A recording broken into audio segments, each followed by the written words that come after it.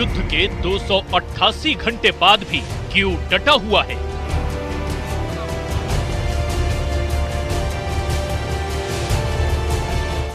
Ukraine पर 500 missile हमलों के बाद भी युद्ध फंसा हुआ है।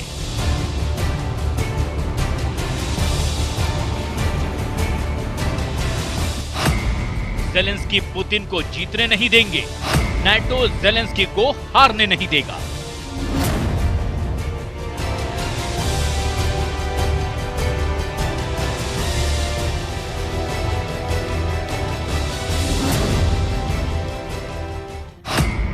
अमेरिका के कुछ एक्सपर्ट्स और अधिकारियों का दावा था कि कीव युद्ध शुरू होने के सिर्फ 96 घंटे के अंदर ही यानी कि 4 दिन में पुतिन के कब्जे में होगा। लेकिन युद्ध शुरू होने के 288 घंटे बीत जाने के बाद भी यानी कि 12 दिन बीतने के बावजूद कीव न सिर्फ डटा हुआ है बल्कि कीव में रूस की सेना जूझती हुई नजर आ रही है।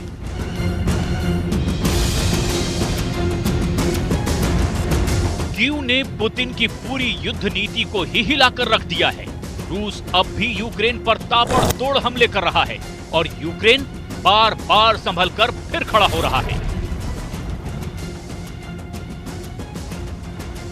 यूक्रेन के विंटीसिया में रूस ने भयंकर धमाके किए। यूक्रेन का चेरनिव शहर भी रूस की एयर स्ट्राइक में रात भर जलता रहा।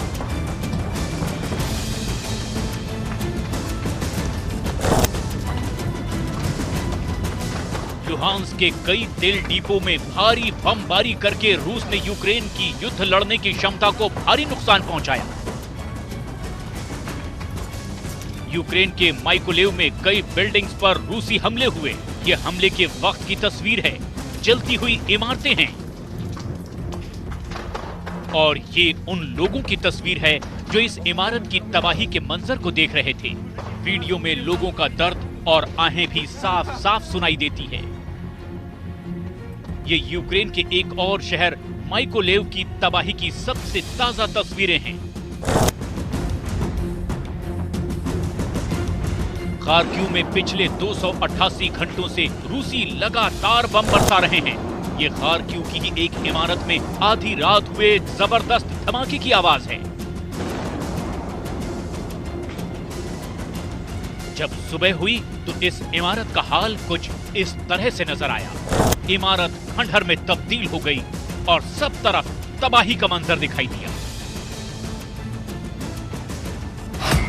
24 फरवरी को जब युद्ध शुरू हुआ था तब रूस ने अपने करीब 70,000 सैनिकों को यूक्रेन में उतारा और अब युद्ध के 12वें दिन करीब 2 लाख रूसी सैनिक यूक्रेन के शहरों में पुतिन की नाक की लड़ाई लड़ रहे हैं।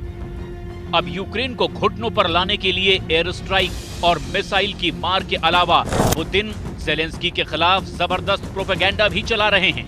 ये यूक्रेन का खैरसौन शहर है जहां लोग यूक्रेन के खिलाफ भी रैली निकालकर विरोध प्रदर्शन कर रहे हैं। रूस की सेना इस तरह के वीडियो को प्रायोजित कर रही है। पुतिन ये दिखाना चाहते हैं कि वो यूक्रेन के लोगों को ज़ेलेंस्की के शासन से आजादी दिला रहे हैं। आज युद्ध का 12वां दिन है और कीव अभी भी पूरी तरीके से रूसी कब्जे में नहीं आया। अभी भी वहां डिस्टेंट तरीके से रॉकेट मिसाइल से हमले हो रहे हैं, एयर अटैक हो रहे हैं। कीव का 12वें दिनों तक युद्ध में बने रहना अपने आप में रूसी रणनीति को काफी चैलेंज करता है। रूस ने ये कभी नहीं सोचा था कि कीव 12 दिन तक टिकेगा। उनकी स्ट्रेटजी ये थी कि कीव चौथे या 5वें दिन गिर जाएगा और वहां पे रूसी सेना का पूरा कब्जा हो जाएगा, लेकिन ऐसा नहीं हो सका। यूक्रेन की सेना रूस के खिलाफ मनोवैज्ञानिक ढंग से लड़ रही है। यूक्रेन ऐसे वीडियो जारी कर रहा है जिसमें रूसी टैंक को तबाह होते हुए दिखाया जा रहा है। यूक्रेन ने तस्वीरों के साथ रूस के एक और प्लेन को मार गिराने का नया दावा भी किया है।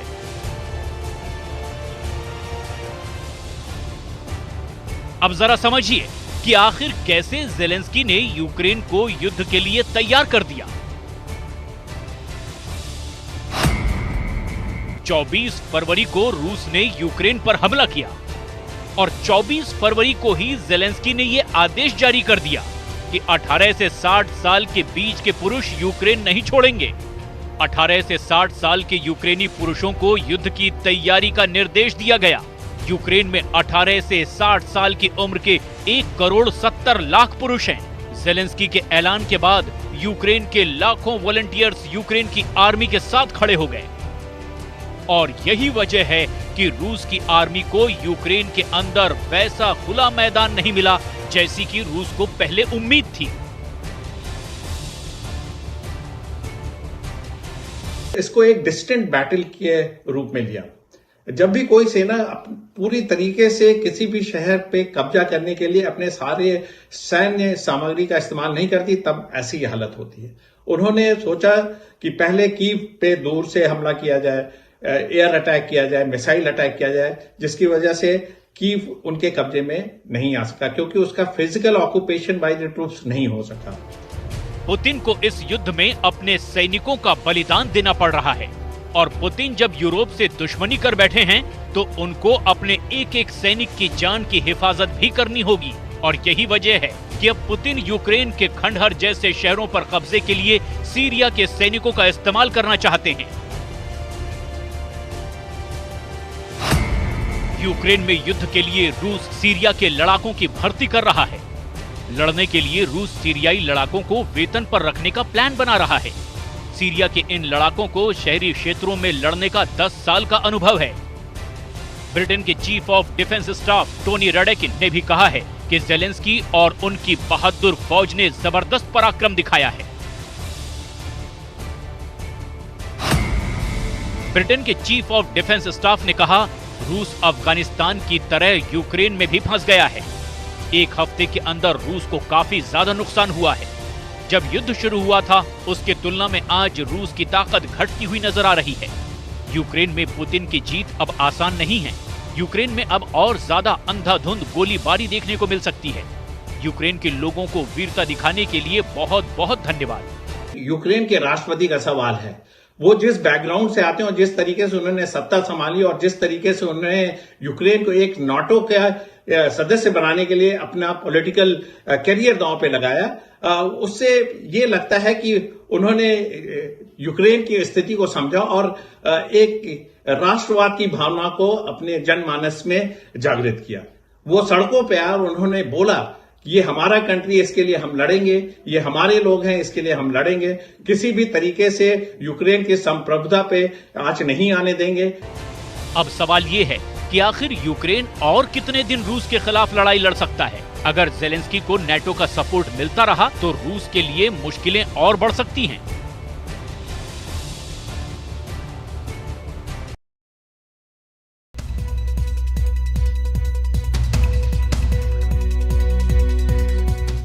आगे देखिए खबर 1 मिनट। गोपालगंज में एक पिता पर अपनी ही बेटी की हत्या का आरोप लगा है। आरोप है कि नगर थाना क्षेत्र के कोटवा गांव के रहने वाले एक शख्स और उसके भाइयों ने शराब के नशे में इस जघन्य अपराध को अंजाम दिया है। धारदार हथियार से गला रेतकर बेटी की हत्या का आरोप उसके पिता और चाचा पर लगा है। हत्या के बाद शव को पास के खेत में फेंक दिया गया। वारदात के बाद पूरे इलाके में सनसनी फैल गई। पुलिस हत्या के पीछे हॉरर किलिंग के साथ साथ कई अन्य बिंदुओं पर जांच कर रही है। मृतक युवती की मां ने ही अपने पति पर बेटी की हत्या का आरोप लगाया है। मामला प्रेम प्रसंग से भी जुड़ा हुआ है। मृतक की मां का कहना है कि उसकी बेटी किसी और से प्रेम करती थी, लेकिन पिता कहीं और शादी करवाना चाहते थे। लड़की जब इस शादी के लिए राजी नहीं हुई तो शराब के नशे में आरोपी पिता ने पहले बेटी की हत्या की और फिर अपनी पत्नी को भी पीट पीट कर घायल कर दिया। पुलिस अब आरोपियों की तलाश कर रही है। घर वाले कहीं अलग शादी करना चाह रहे थे, लड़की कहीं अलग करना चाह रही थी। उसी क्रम में वाद विवाद के बीच की घटना घटने की बात मृतका की मां के द्वारा बताया गया है। बगहा में अपराधियों ने पुलिस को खुली चुनौती देते हुए दिन दहाड़े ज्वेलरी शॉप से करीब 7 लाख की ज्वेलरी की लूट की है। बगहा एसपी कार्यालय के ठीक सामने शालिनी ज्वेलर्स में अपराधियों ने लूट की वारदात को अंजाम दिया है। अपराधी पुलिस लिखी बाइक से ग्राहक बनकर आए और हथियार के बल पर 7 लाख का सोना लूटकर फरार हो गए। एक लुटेरे ने पुलिस की वर्दी भी पहन रखी थी।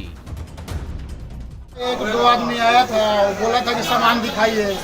और सामान दिखाए हैं और 2 आदमी एक वर्दी का ड्रेस पहना था। जो मतलब समझ लिए कहा है कि सामान दे दो नहीं तो ये कर देंगे। अकेले दुकान में थे और सामान जबरदस्ती पॉकेट में रख लिया और यहाँ से बाइक स्टार्ट किया और सीधे उसके बाइक पर पुलिस नंबर लिखा था, पुलिस लिखा था केवल पुलिस। दिन दहाड़े एसपी ऑफिस के सामने हुई लूट की इस वारदात से पुलिस की कार्यशैली पर सवाल उठ गए हैं।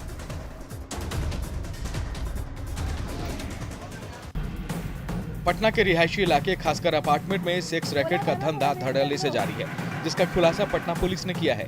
कुछ दिन पहले ही पटना के जगदेव पथ स्थित अपार्टमेंट से पुलिस ने छापेमारी करते हुए सेक्स रैकेट में शामिल लड़कियों को छुड़वाया था। पुलिस को यहां से कुछ आपत्तिजनक सामान भी मिले थे और इसके बाद सेक्स रैकेट चलाने वाले संचालक को भी गिरफ्तार कर लिया गया था। पुलिस रैकेट में शामिल अन्य लोगों की जांच कर रही है, जिससे इस रैकेट में शामिल लोगों की गिरफ्तारी हो सके। पुलिस के मुताबिक लड़कियों से जबरन देह व्यापार कराया जा रहा है। लड़कियों को देह व्यापार के लिए होटलों और कोठियों में भेजा जाता था और फिर उसका वीडियो बनाकर उन्हें ब्लैकमेल किया जाता था। इससे पहले भी पटना के कौश इलाके में ब्यूटी पार्लर की आड़ में जिस्म फरोशी का धंधा चलने का खुलासा पटना पुलिस ने किया था। ITP एक्ट का केस हुआ। अब वहाँ पर जो है इनमें से 2 लोग जो है नशे की हालत में भी थे, तो 2 FIRs हुए हैं।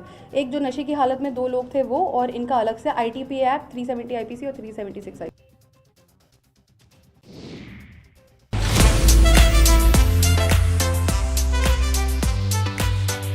मुंगेर के टेटिया बम्बर थाना क्षेत्र में महाशिवरात्रि के मौके पर हुए देवघरा मेला कार्यक्रम पर विवाद हो गया है। महाशिवरात्रि के मौके पर सांस्कृतिक कार्यक्रम के नाम पर देवघरा मेले में अश्लील डांस करवाया गया। कार्यक्रम में महिला डांसर्स जमकर ठुमके लगाते दिखी और लोग उनके डांस का लुत्फ उठाते नजर आए। देवघरा के ऐतिहासिक मेला में महिला डांसर्स के डांस ने प्रशासनिक व्यवस्था पर कई सवाल खड़े कर दिए हैं। हद तो तब हो गई जब 4 दिवसीय देवघरा मेले के समापन पर रात भर फूहड़ डांस चलता रहा। लोग शराब के नशे में धुत होकर महिला डांसर्स के साथ झूमते रहे, लेकिन अश्लील ठुमकों से पुलिस प्रशासन बेखबर रहा। लेकिन इसी भीड़ से किसी ने अश्लील डांस का वीडियो बना लिया, जो अब सोशल मीडिया पर वायरल है। पुलिस अब वायरल वीडियो के आधार पर कार्रवाई करने की तैयारी कर रही है, लेकिन आस्था के नाम पर अश्लीलता से कई सवाल खड़े हो रहे हैं।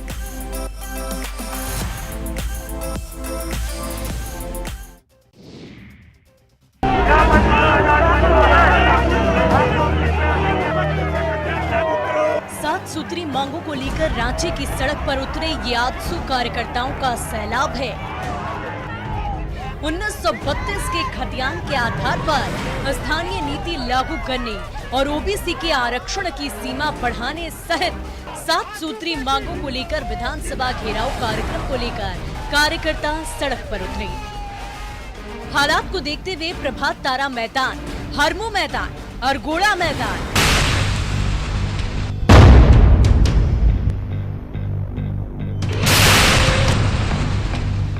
On the basis of this false allegation, Russia is now engaged in a military invasion of Ukraine.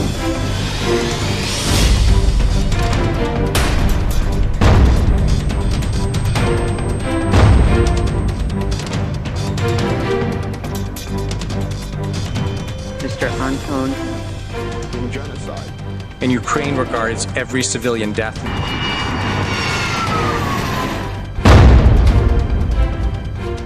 तबाही का 12वां दिन।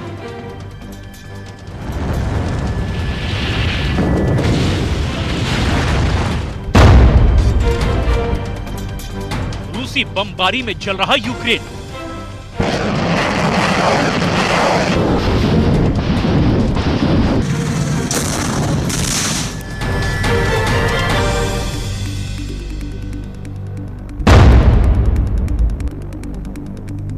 ICJ में रूस के खिलाफ मुकदमा शुरू। I now give the floor to the agent to appear before you today. The feeling which Russia's military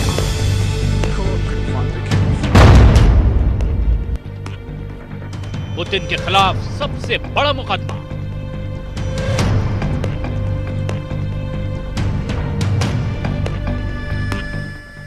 रूस और यूक्रेन के बीच 12 दिन से जंग जारी है।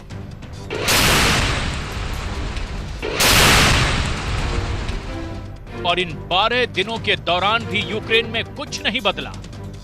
रूसी सेना के जंगी जहाज और मिसाइलें आसमान से यूक्रेन के अलग अलग शहरों पर कहर बनकर टूट रहे हैं।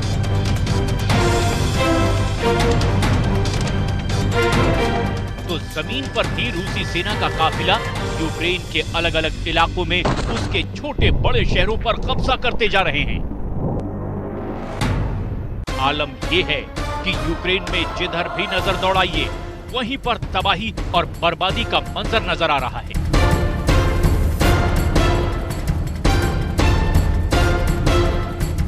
यूक्रेन के कई शहर खंडहर में तब्दील हो चुके हैं या फिर वहां मौत का सन्नाटा पसरा है।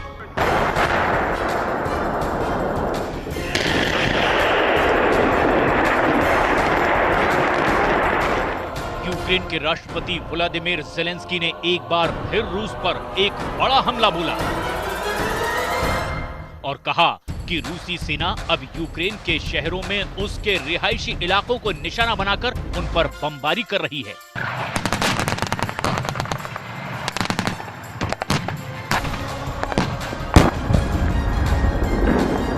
Потрібен новий санкційний пакет.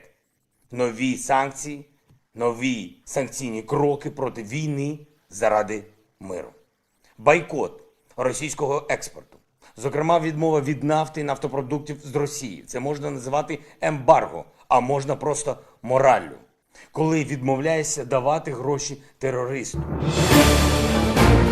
यूक्रेन के राष्ट्रपति व्लादिमीर ज़ेलेंस्की ने अपने बयान में जिस मिकोलिएव शहर का जिक्र किया है, ये वही मिकोलिएव शहर है। रूसी बमबारी की आग में जलता ये शहर राष्ट्रपति ज़ेलेंस्की के दावों का जीता जागता सबूत है। एक तरफ यूक्रेन रूसी सेना के कहर बरपाती बमबारी के बाद जलता रहा, तो वहीं दूसरी तरफ नीदरलैंड्स के शहर द हेग में ICJ यानी इंटरनेशनल कोर्ट ऑफ जस्टिस में यूक्रेन की जंग पर रूस के खिलाफ मुकदमे की सुनवाई शुरू हुई। दरअसल यूक्रेन सरकार ने ICJ में रूस के खिलाफ नरसंहार का मुकदमा दर्ज कराया है। यूक्रेन के प्रतिनिधि तो मुकदमे की सुनवाई में मौजूद थे, लेकिन रूस ने इस मुकदमे की सुनवाई में अपना पक्ष रखने के लिए अपने प्रतिनिधि को नहीं भेजा। मुकदमे के दौरान यूक्रेन के प्रतिनिधि ने रूस पर नरसंहार का आरोप लगाते हुए कहा कि अब वक्त आ गया है जब रूस को रोकना जरूरी हो गया है। यूक्रेन के प्रतिनिधि ने सुनवाई के दौरान अपना पक्ष रखते हुए कोर्ट को ये भी बताया कि इस जंग की वजह से उसके 20 लाख नागरिक यूक्रेन छोड़कर दूसरे देशों में शरणार्थी की तरह जिंदगी जीने के लिए मजबूर हो गए। यूक्रेन के प्रतिनिधि ने यह भी कहा कि अगर ये जंग यूं ही जारी रही तो 40 लाख से भी ज्यादा यूक्रेनी नागरिक देश छोड़ सकते हैं। That Ukraine has experienced firsthand Russia's disrespect for international law. Now the world understands the depth of its disrespect and the hate of its cruelty. The fact that Russia's seats are empty speaks loudly. They are not here in this court of law. They are on a battlefield, waging aggressive war against my country. This is how Russia solves disputes. But Ukraine has another position and respects international law and this court of law. But even still, Russia knows that international law matters. Why else would Russia try to justify its aggression? America समेत Europe के तमाम देश रूस के राष्ट्रपति Putin से जंग रोकने की अपील कर चुके हैं। और सिर्फ इतना ही नहीं, रूस को जंग रोकने के लिए उस पर कई तरह की आर्थिक पाबंदियां भी लगा चुके हैं। लेकिन बावजूद इसके रूस के राष्ट्रपति पुतिन ना तो अपना फैसला बदल रहे हैं और ना ही जंग रोक रहे हैं। फिलहाल यूक्रेन के कई शहरों पर रूसी सेना कयामत बनकर टूट रही है और रूस इस जंग में लगातार आगे बढ़ता जा रहा है। इन तस्वीरों में इस बात की तस्दीक हो रही है कि यूक्रेन की सेना के कदम पीछे हटने लगे हैं और वो जंग के कई मोर्चों को खाली कर रही है। रूस यूक्रेन के बीच जारी जंग के दौरान कुछ ऐसी तस्वीरें भी सामने आई जिन्हें देखकर किसी का भी दिल दहल जाए। ऐसा ही एक वीडियो यूक्रेन के इरपिन शहर से सामने आया। इस वीडियो में लोगों के पास एक मोर्टार बम आकर फटता है। धमाके के बाद वहां लोगों की चीख पुकार सुनाई देने लगती है।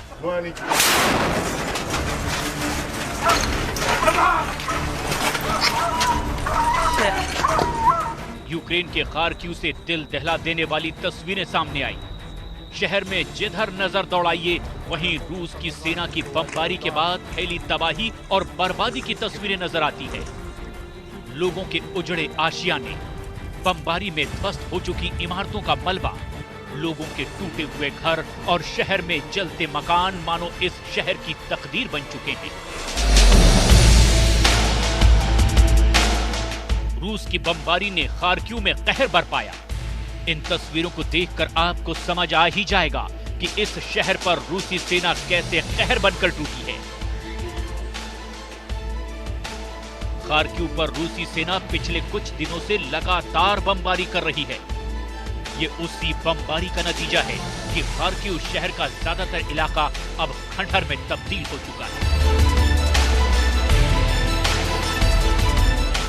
रात के अंधेरे में धू-धू कर जलता ये यूक्रेन का चेर्निव शहर है। यहां भी रूसी सेना ने भयंकर बमबारी की। बमबारी के बाद इलाके के कई मकानों में आग लग गई।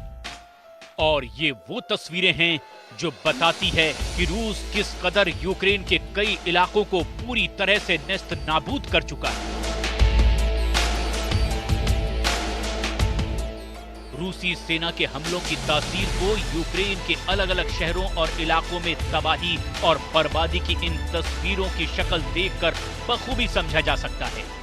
ये यूक्रेन का लुहांस्क इलाका है और आग की लपटों में घिरा ये लुहांस्क का एक तेल डिपो है जो रूसी बमबारी के बाद अब तक लगातार जल रहा है।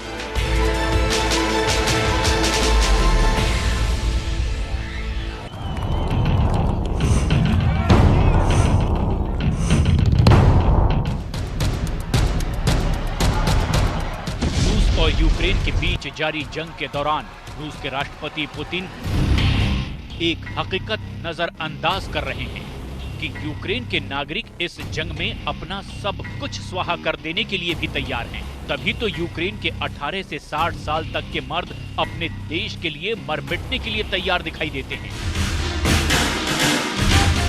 और इतना ही नहीं, यूक्रेन के राष्ट्रपति ज़ेलेंस्की की अपील के बाद अब अलग अलग देशों के नागरिक यूक्रेन पहुंचने शुरू भी हो चुके हैं। ये वो ब्रिटिश नागरिक हैं जो यूक्रेन की सेना में शामिल होकर रूस के खिलाफ जंग लड़ने के इरादे से यहाँ पहुंचे हैं। यानी अगर ये जंग कुछ दिन और जारी रही तो रूस एक लंबी जंग में उलझने वाला है।